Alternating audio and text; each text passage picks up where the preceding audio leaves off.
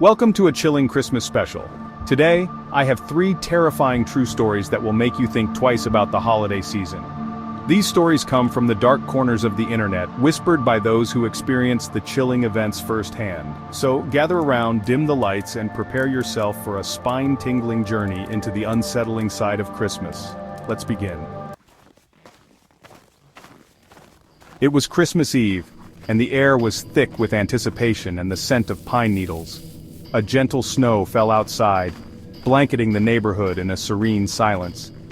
I should have felt cozy, nestled in my living room with a cup of hot cocoa in hand, the twinkling lights of the Christmas tree reflecting in my eyes.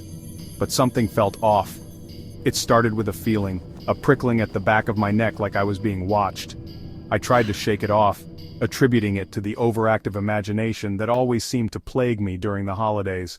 But the feeling persisted, growing stronger with each passing moment. I glanced at the window, its frosted surface reflecting the warm glow of the living room. For a moment I could have sworn I saw a figure standing in the darkness beyond the glass.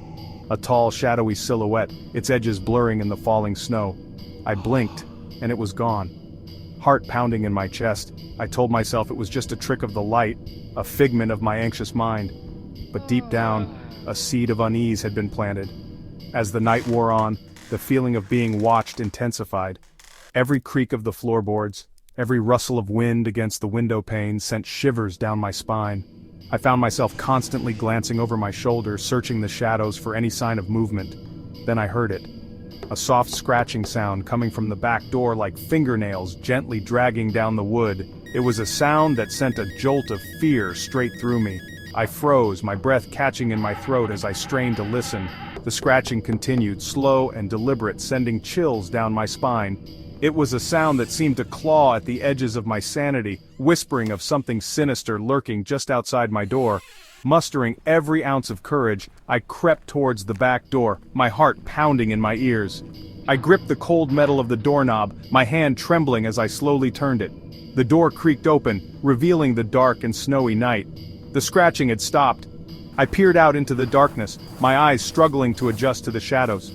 The wind howled around me, carrying with it the scent of pine and something else.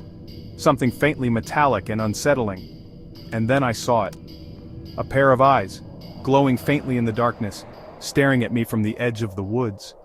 They were eyes that seemed to hold an ancient and malevolent intelligence, and they were fixed on me with an unwavering intensity that made my blood run cold.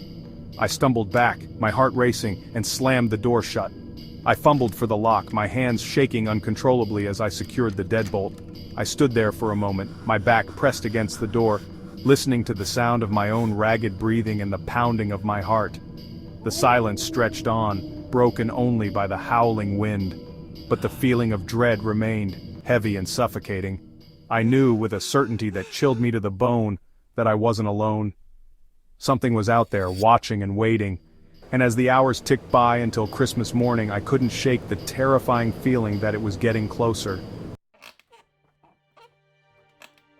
The ornate wooden box was beautiful, a vintage piece that seemed out of place amidst the brightly wrapped packages beneath the Christmas tree. It was a gift from my eccentric Aunt Millie, a woman known for her love of antiques and her even stranger stories of haunted heirlooms and cursed objects. I should have known better than to accept a gift from Aunt Millie. She had a knack for finding trouble, for bringing home objects with unsettling histories that seemed to attract the unexplained like moths to a flame. But the box was so intricately carved, so alluring in its antique beauty, that I couldn't resist its charm. As soon as I lifted the lid, a cold draft seemed to emanate from the box, sending a shiver down my spine. Inside, nestled on a bed of faded velvet, lay a beautiful antique pocket watch. Its silver casing was engraved with intricate designs, and the hands were frozen in time, forever pointing to the stroke of midnight. Despite its beauty, there was something undeniably eerie about the watch. It felt cold to the touch, almost unnaturally so, and a faint scratching sound seemed to emanate from within its delicate mechanism. It was as if the watch itself was trying to tell me something, to warn me of a hidden danger.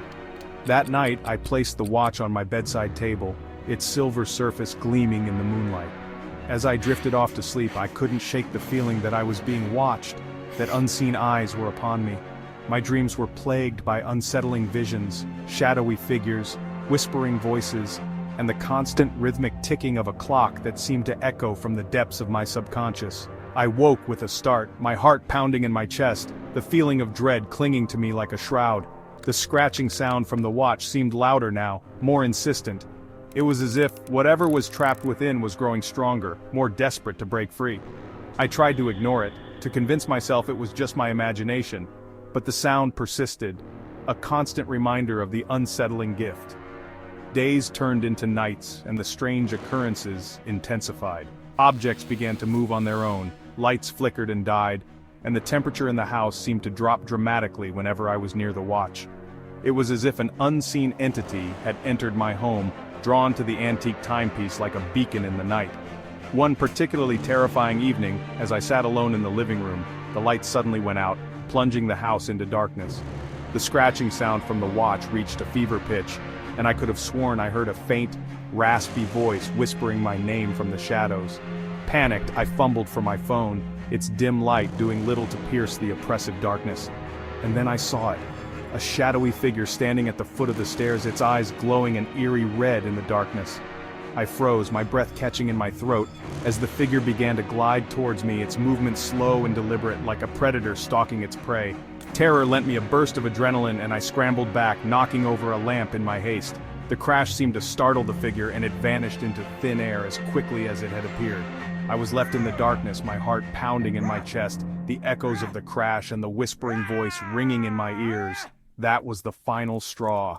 I knew then that the antique watch was more than just a beautiful object. It was a conduit, a doorway to something dark and sinister, and I had unwittingly invited it into my home.